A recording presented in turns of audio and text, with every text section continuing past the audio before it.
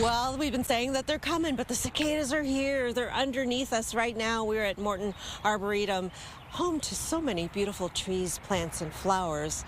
And the cicadas are right underneath. We've got proof. Stephanie Adams here knows that they've been digging and the temperature is right. And so what is the position of cicadas in our area right now? So they have been emerging here at the Arboretum for about a week. And so we're actually seeing evidence that they are pushing out of the ground. So we have found the chimneys.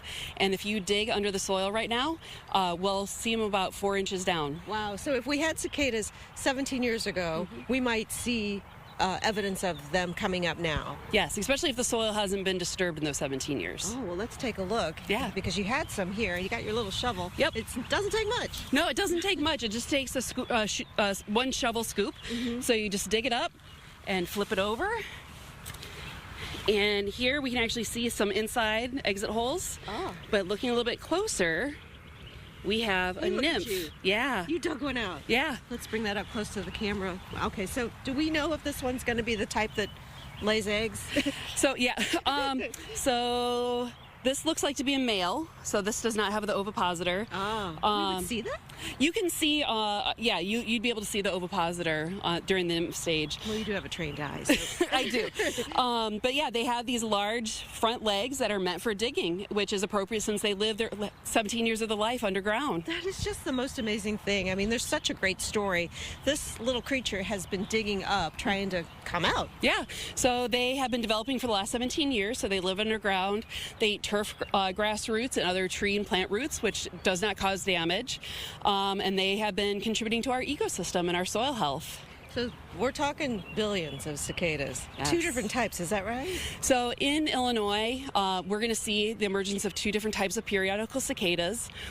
In central and southern Illinois, we're going to see the 13-year cicada. And those aren't going to come more north than about Springfield. So up here in the Chicago region, we're only going to see the 17-year cicada, which is emerging now. Which is enough for us, I think. It's going to be pretty special. But it is special that 2 are coming at once in the state. Now, is that like an eclipse of cicadas? Yeah, it's a once in a couple lifetime event. Really? So having these 2 broods emerge at the same time, because they're 13 and 17 years, happens every 221 years. Wow, okay. A special event to go downstate. Yeah. The Morton Arboretum is so beautiful. Tell me about how you're preparing your trees here. So for some of the smaller and more vulnerable plants, we are protecting those that are on the preferred host list. And so anybody can find that host list on our website at mortonarb.org.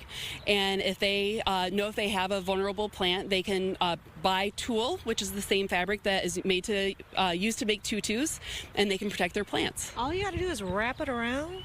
Yeah, so it really is a little bit, it's a barrier method. And so the damage that's caused is from the females laying her eggs inside of the branches, and that can cause tissue damage, or does cause tissue damage, which can kill small twigs and branches. They will do that in large trees as well. They will. They can lay their eggs in branches as small as about 1/8 of an inch up to about 2 inches in diameter. And so these are the branches that have particularly thinner bark. And so on large trees, they have more of those large branches, and so there's just less damage. So smaller trees, that's all they have are those small branches. So if you planted a tree for Arbor Day, you might want to be protecting that one. Yeah, either protect it, maybe delay it by a few weeks, or even plant a non-host. Okay. When they do emerge and reach maturity, what's it going to look like here? So we will see cicadas crawling up all the trees, and it is quite the sight to see.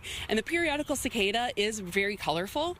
It has bright red beady eyes, and it has bright kind of orangey yellow wings. Do we find that attractive or not? That's too subjective to answer. I think they're beautiful. I'm excited about it. Yeah, and the neat thing about cicadas is that they're big enough, they don't bite, they don't sting. Anybody can go up and pick them up, and so they're a really great experience to show, especially young children, because they will just sit there and you can see the beauty, because the wings are so large, you can see how beautiful and intricate their bodies and wings are. Oh, so don't be afraid. No, don't be afraid of cicadas. Celebrate them. I love it. Thank you so much, Stephanie Adams, for all that you need to know. I have learned one thing. Do not underestimate the power of the lady cicada. Yeah.